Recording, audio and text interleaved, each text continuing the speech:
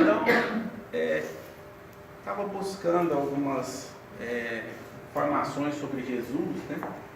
Quem era Jesus? A gente vê imagens de Jesus de várias formas, de vários tipos, e a gente fica perguntando como era Jesus, né? Como que era essa pessoa? Qual que era o olhar dele?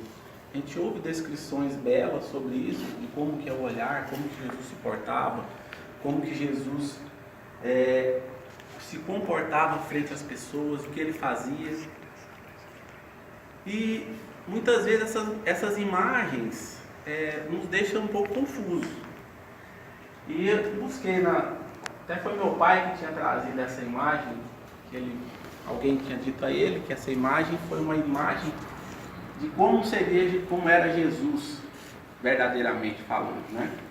Então, na verdade, isso aqui é uma pesquisa, um trabalho científico que foi estudado, vários crânios daquela época, e tentaram montar como seria Jesus de acordo com as características étnicas, de acordo com as características das pessoas daquela época. Então surgiu essa imagem como uma imagem que poderia ser Jesus, né? Eu pergunto, o que isso importa, né? Qual que é a importância disso, né? Talvez para a gente que está aqui, o material, essa imagem ajuda. Às vezes, essa questão que a gente precisa de sentir, de ver, de tocar, talvez tenha algum significado. Mas o que me chamou a atenção foi o olhar de Jesus.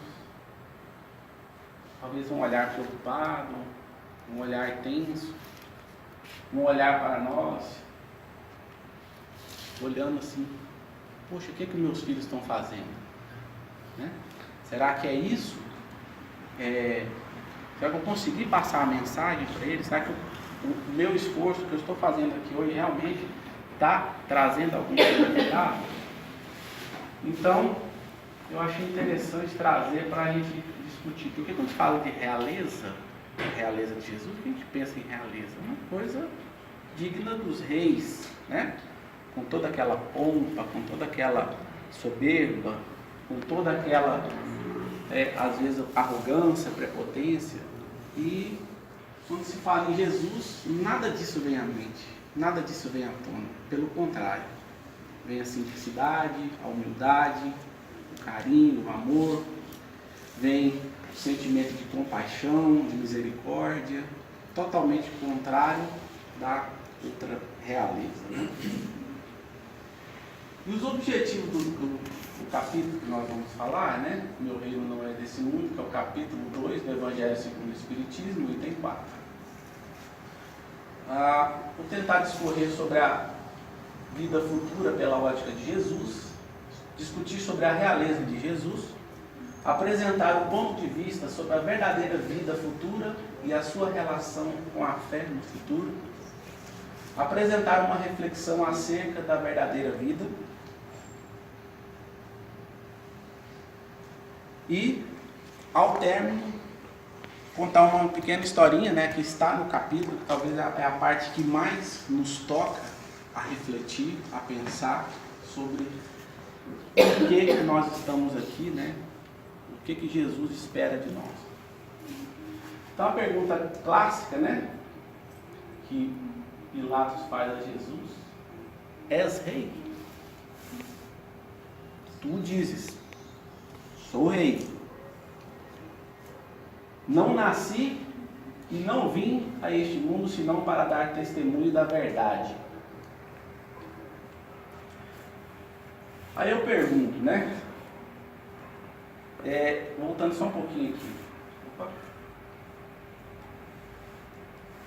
Alguém de vocês já tiveram essa sensação que vocês não são daqui, que a gente não é desse mundo?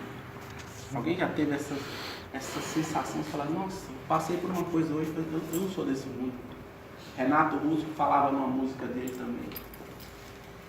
E como... Monte Castelo? Ele canta a música que eu não sou. Ainda que eu falasse a língua dos anjos. Então, às vezes essa sensação de que a gente não é daqui, às vezes fica muito latente em alguns momentos da vida. Muitas vezes quando a gente passa por algum sofrimento, alguma preocupação, alguma angústia. E a gente se pergunta, quando acontece, a gente pergunta, poxa, por que eu estou passando por isso, né? Por que eu mereço isso? Aí disso vem as reflexões. Quando você para pensar no que está acontecendo com você e tentar aprender com o que tem de bom e o que tem de ruim, gera o quê? Gera o conhecimento, gera muitas vezes a resignação, gera a paciência e em algumas pessoas o contrário disso. A pessoa gera revolta, gera tristeza, gera angústia e ela não consegue sair desse limbo. Então você tem, tudo na vida a gente tem escolhas. Ou eu posso escolher o sofrimento, eu posso escolher o aprendizado. Ah, tá, mas é fácil falar. Sim, falar aqui é fácil sobre isso, mas e viver, né? Eu conheci uma pessoa há um tempo atrás, no lugar que eu trabalhava. Ela tinha tanto problema de saúde, tanta doença, que eu cheguei para ela e falei assim, olha, você só queria ser normal, né?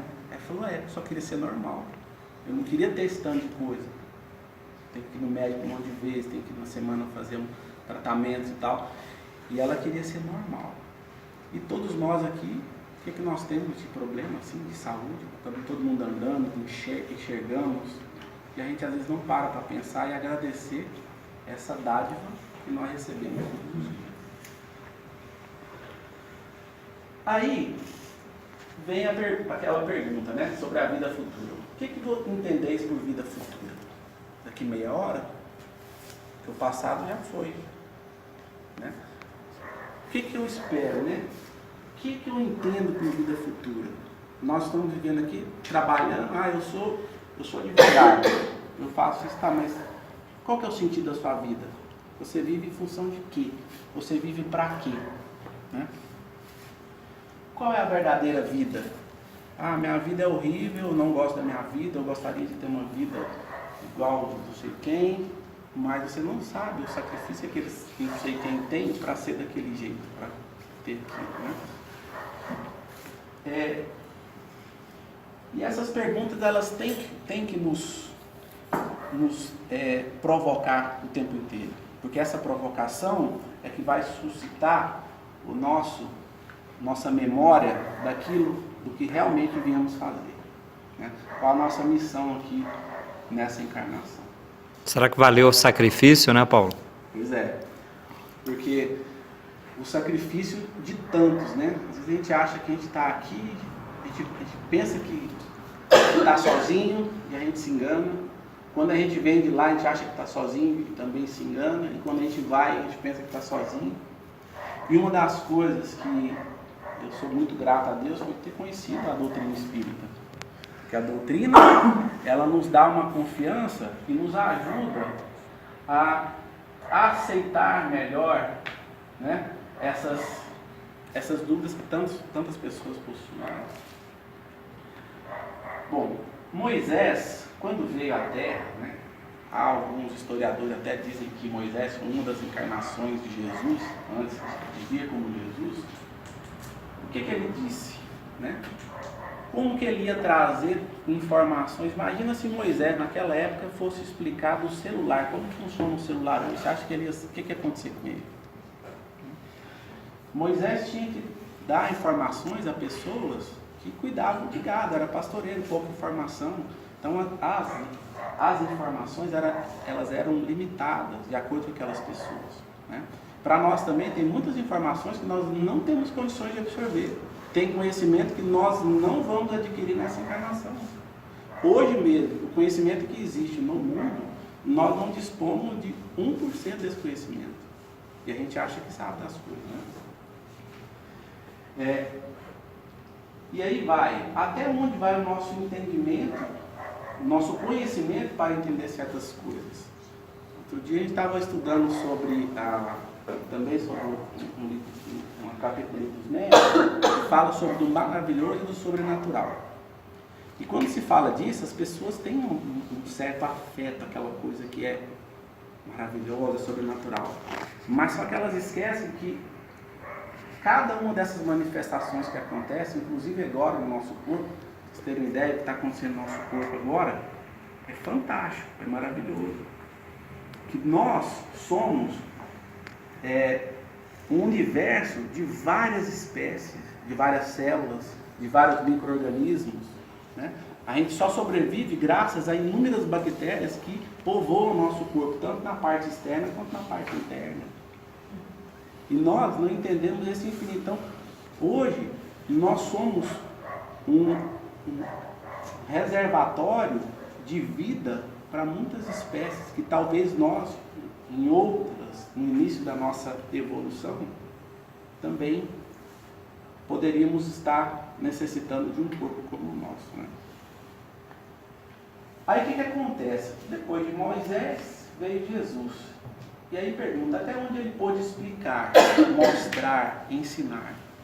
Então Jesus, ele acabou nos trazendo informações, de certa forma, não tão evidentes, porque as pessoas daquela época, e ainda hoje, não têm condição de entender, de conhecer algumas verdades. Por que não conhecemos? Porque nós não dispomos de todo o conhecimento. Quem de nós aqui é conhecedor pleno de física, de química, de biologia, de matemática, de astronomia, né? Quantos universos nós conhecemos, né? Quantos mundos existem que o nosso entendimento é capaz de aceitar? Então, também na vinda de Jesus ainda teve limitações. Outra coisa, com relação às leis da natureza, cuja ação ninguém pode mudar. O tempo, quem pode mudar o tempo? Ninguém. O tempo ele é inexorável. Ele vai passando e nós vamos a cada dia ou ganhando ou perdendo a oportunidade. Cabe a nós saber o que eu posso fazer para aproveitar melhor o meu tempo. E nesse contexto, né, da evolução do planeta Terra, veio a chegada do Consolador, que hoje, né, hoje que eu falo assim, já desde a época de Kardec, ele vem completar o ensino do Cristo. E esse conhecimento, ele precisa ser divulgado, ele precisa ser expandido para que todos, né, ou quanto mais pessoas tenham a capacidade de absorver esse conhecimento. Porque a ciência está evoluindo e a religião, né, o espiritismo evolui junto, aquela tríade, né, filosofia, religião e o ensino. Aí vem a pergunta, né, eu até deixei em minúsculo, a realeza de Jesus. Jesus nunca, né, na sua conformação, nos seus propósitos, ele nunca veio com o propósito de ser rei de nada, né? A simplicidade dele já mostrava a sua estirpe, né? O seu quilate como pessoa, como espírito, como ser elevado. Então, muitas vezes, assim, sobre esse aspecto, não é Jesus o mais poderoso rei que os potentados da terra, do que os reis que passaram, né, que tinham títulos de nobreza? Aí vai a pergunta: o que você entende por rei? Né? Hoje aqui, se eu perguntar para vocês quem que é o rei do futebol, alguém sabe me falar? Ti? O artista. Quem já ouviu falar no Rei Roberto? Alguém ouviu falar? Rei Roberto Carlos? Então, assim, alguma coisa ele fez para ter esse título de rei, né? E Jesus afirma: sou rei, mas o meu reino não é deste mundo. Se a gente for parar para pensar que nós somos efêmeros, que nós somos passageiros, que a nossa vida ela é finita, ela acaba. Então a gente começa a perguntar: por que eu estou aqui? Se eu vou morrer, qual que é a minha missão? Por que eu fui criado? Aí a cabeça da gente começa a dar um tilt ali, né? Você começa a não entender, a não compreender.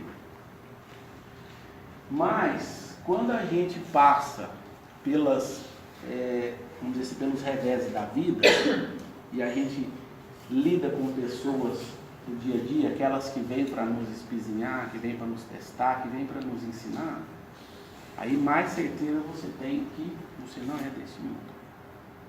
Aí aconteceu um fato interessante comigo, que estava num processo que tinha uma pessoa que estava perturbando o tempo inteiro, sabe? Que todo dia, ou seja, toda semana tinha, sabe, uma agrura, uma perturbação. Aí, tanto rezar, tanto pedir, né? Sabe? Tudo que você pede, pedir e obtereis, né? E acabou que aquela perturbação deixou de existir. Aí eu falei, nossa, estou sentindo falta de alguma coisa. Porque aquela perturbação estimulava alguns sentimentos que eu precisava trabalhar, né? Às vezes sentimento de raiva, sentimento de ira, e isso força o nosso pensamento a criar soluções, né? A criar formas de contornar aqueles problemas. Então, a partir daí, eu acho que foi um marco para a minha vida, que foi tentar aprender com aquelas coisas que nos fazem sofrer. E nem sempre esse sofrimento é ruim, porque ao término você sente uma satisfação de conseguir passar aquela etapa, né? Quando uma pessoa te ofende, a primeira reação nossa é revidar. Quando você consegue controlar, você fala, meu Deus, que bom, ouvi a intuição do meu anjo da guarda, do meu mentor, da minha mentora, e eu consegui não me exaltar. É lógico que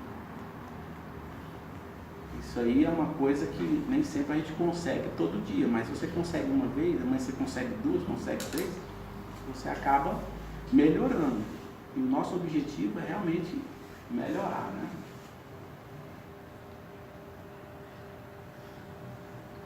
Aí, como diz o título de rei, né, nem sempre implica o exercício do poder temporal, né? Dá-se esse título a todo aquele que, pela sua genialidade, influi no progresso da humanidade, né? Uma pessoa que eu considero um rei, assim, né, assim, aproveitando o ensejo, foi quem criou como é que chama? O Steve Jobs. Steve Jobs. Isso aqui é? Para mim é um gênio, é um cara que criou um celular legal, um computador fantástico, que era uma pessoa assim, altamente habilidosa e conhecedora de muitas coisas que nós nem sabemos como que é. Aí eu queria achar o rei do café, mas eu não encontrei, mas eu sei que tem o rei do café, o rei do gado, Roberto Carlos, né? É um título oriundo do mérito pessoal consagrado pela posteridade, né? Se a pessoa tem uma habilidade, tem um dom, então acaba a sociedade o consagra por isso. Aí você fala, mas onde entra Jesus nessa história? Está comparando Jesus com Pelé? Pelé é parte de Jesus, né? Todos nós somos parte de Deus, do Pai Celestial. E o capítulo traz um assunto interessante que eu quis trazer na íntegra, que fala assim, sobre o ponto de vista, né? Que a gente vai refletir sobre isso. Né? Que a ideia é clara e precisa, que se faça da vida futura, proporciona inabalável fé, que acarreta enorme consequência sobre a moralização dos homens, porque muda completamente o ponto de vista sob o qual encaram eles a vida terrena. Bom, fazendo uma reflexão sobre isso, o porquê nós estamos aqui. Um dos porquês eu posso falar tranquilamente, que é cooperação. Nós estamos aqui para cooperar um com os outros. Todos nós precisamos um dos outros. Não você falar assim, eu não preciso, eu nunca precisei. Não, todos nós precisamos, desde o nascer até morrer. Até o nome, quem te deu o seu nome não foi você. Quem te deu o primeiro banho não foi você. E quem te deu o último banho também não. Então, se a gente começa a pensar sobre essa ótica, nós somos todos interdependentes. Nós somos, qual que é a diferença que existe entre mim e vocês? Nenhuma. o título que temporariamente eu tenho, isso não me torna melhor ou pior, né? Quando nós desencarnarmos, o que sobra do envoltório corpóreo é um esqueleto, né? Se a gente for ver, pegar 10 esqueletos, você não vai saber quem que é quem, a não ser com estudo, né? Com estudo forense você consegue. E o Espiritismo, né? A doutrina espírita, quando ela fala, a gente sabe, né? Que nós somos imortais, que o nosso espírito continua e que isso aqui é uma passagem, que isso aqui não passa de uma... Até tem um salmo, se eu não me engano, um salmo 43 que fala, eu não me lembro qual salmo aqui para falar, mas ele diz assim, que nós somos como uma sombra. Por que o Pai Celestial preocupa com a gente, que a gente representa menos que um grão de areia perante o universo, né? E aí, quando a gente sai daqui, você anda de avião, você olha lá para baixo e fala, nossa, eu não estou vendo nada, sabe? O que tem lá embaixo? Quando você sai daqui e vai para outro país, você vê outras pessoas falando um dialeto que você não entende, um idioma que você não compreende. Estão lá. Então, quando você começa a entender, a parar para pensar nessas coisas, você começa a observar que o mundo não é só aquele nosso universo aqui, existe um outro universo muito maior. E além disso, o universo planetário, que comporta o infinito.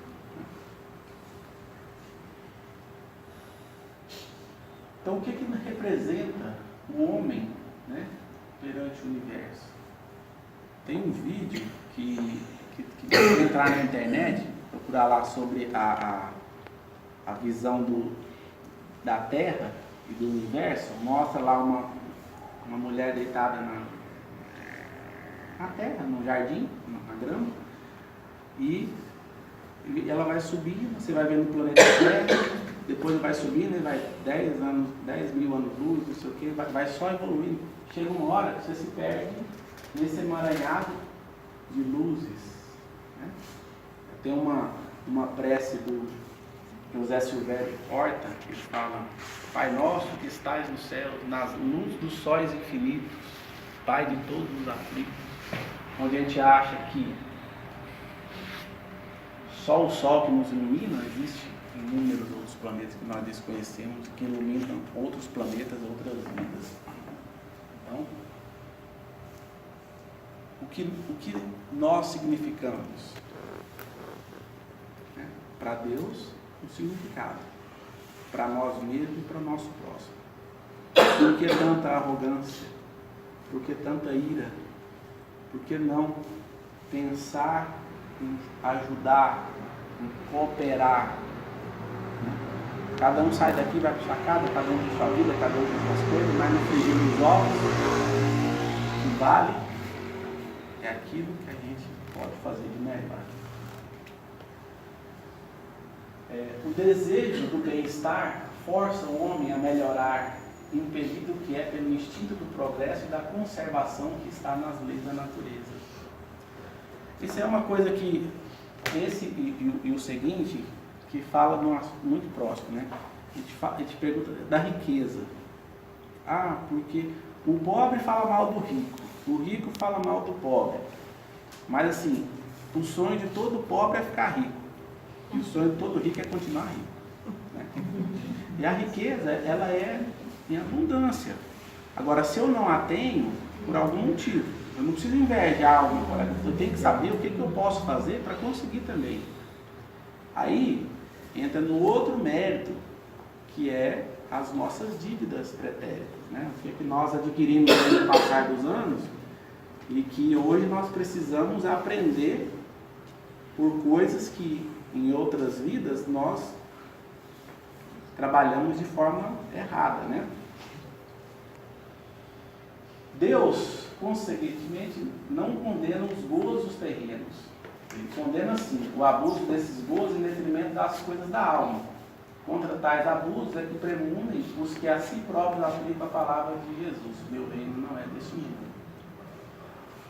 Tem vários livros, isso aí é assim, vamos dizer assim, o coitadismo, né? A pessoa que sempre é uma coitada, sempre vítima, o vitimismo. Então, entra na situação que eu sou um coitado, então eu preciso que as pessoas façam para mim, mas ele próprio não tem a atitude de fazer. Então, esse entendimento que eu acho importante refletir, né? Na verdade, eu já acho assim, num sentido muito pessoal mesmo, porque eu li um livro outro dia, chama Segredos da Mente Milionária. Não sei se vocês já leram esse livro, né? Na hora que você está querendo ficar rico, você começa a estudar e ver outras coisas. Para aqueles que nos vigiam, que são os nossos inimigos muitas vezes, né? Os nossos companheiros de jornada, aqueles que nos forçam a melhorar. Muito obrigado, meus irmãos. Deus nos abençoe. Amém.